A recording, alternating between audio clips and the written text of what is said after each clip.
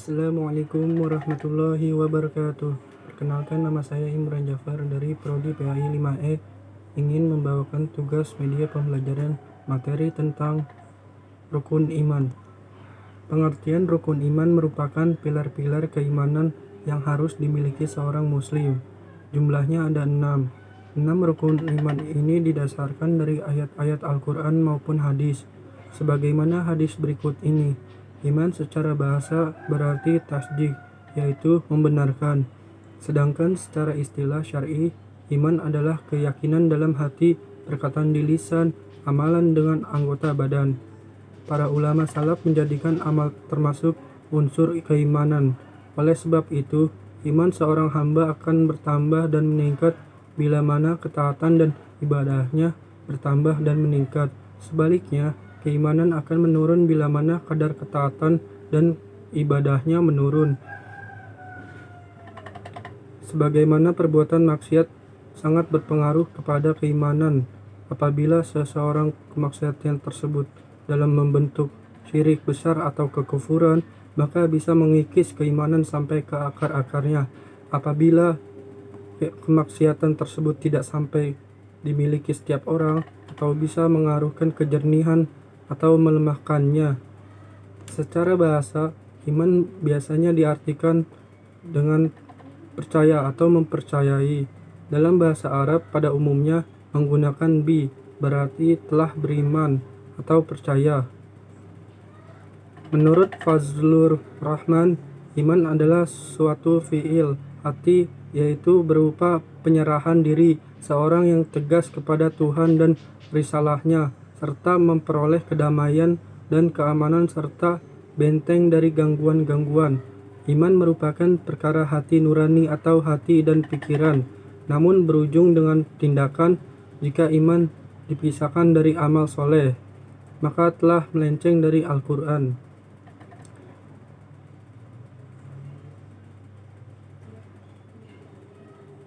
Ya baik, di sini ada pembagian rukun iman.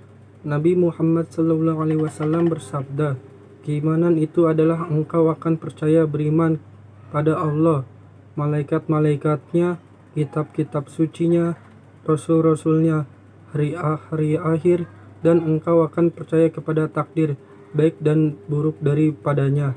Hadis riwayat Muslim. Menurut hadis di atas telah diterangkan bahwa rukun iman itu ada 6, yaitu yang pertama, iman kepada Allah Subhanahu wa Ta'ala. Yang kedua, iman kepada malaikat-malaikat Allah Subhanahu wa Ta'ala. Yang ketiga, iman kepada kitab-kitab Allah Subhanahu wa Ta'ala. Yang keempat, iman kepada rasul-rasul Allah Subhanahu wa Ta'ala. Yang kelima, iman kepada hari akhir. Yang keenam, iman kepada qada dan qadar. Ya baik, di sini ada pengertian iman kepada Allah Subhanahu wa Ta'ala. Iman kepada Allah Subhanahu wa Ta'ala artinya mempercayai dan meyakini dengan sepenuh hati bahwa Allah itu ada. Iman kepada Allah termasuk rukun iman yang pertama. Setiap muslim wajib mempercayai walaupun kita belum pernah melihat wujudnya, mendengarkan suaranya atau menyentuhnya. Untuk mengenal Allah Subhanahu wa Ta'ala, kita harus mengetahui sifat-sifatnya, wajib, mustahil, dan jaiz. Manusia akan mengerti kebesaran dan keagungan Allah. Hal ini berguna sebagai sarana untuk mendekatkan diri kepada Allah Subhanahu wa Ta'ala. 2. Pengertian iman kepada Allah, malaikat. Iman kepada malaikat artinya percaya terhadap adanya malaikat-malaikat Allah. Iman kepada malaikat merupakan rukun iman yang kedua. Kita diwajibkan beriman kepada malaikat, sekalipun kita sendiri tidak pernah melihatnya. Kita mengimaninya atau mempercayainya karena Allah Subhanahu wa Ta'ala. Yang ketiga, pengertian kepada kitab-kitab Allah Subhanahu wa Ta'ala. Dr. Abdul Majid Az-Zidani menerangkan bahwa beriman dengan kitab-kitab artinya membenarkan secara pasti bahwa seluruh tersebut diturunkan dari sisi Allah Subhanahu wa Ta'ala. Jumlah kitab yang Allah Subhanahu wa taala telah turunkan berjumlah 4 kitab, yaitu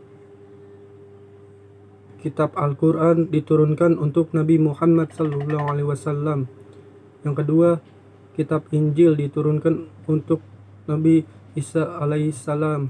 Yang ketiga, kitab Taurat diturunkan untuk Nabi Musa alaihissalam. Yang keempat, kitab Zabur diturunkan untuk Nabi Daud alaihissalam.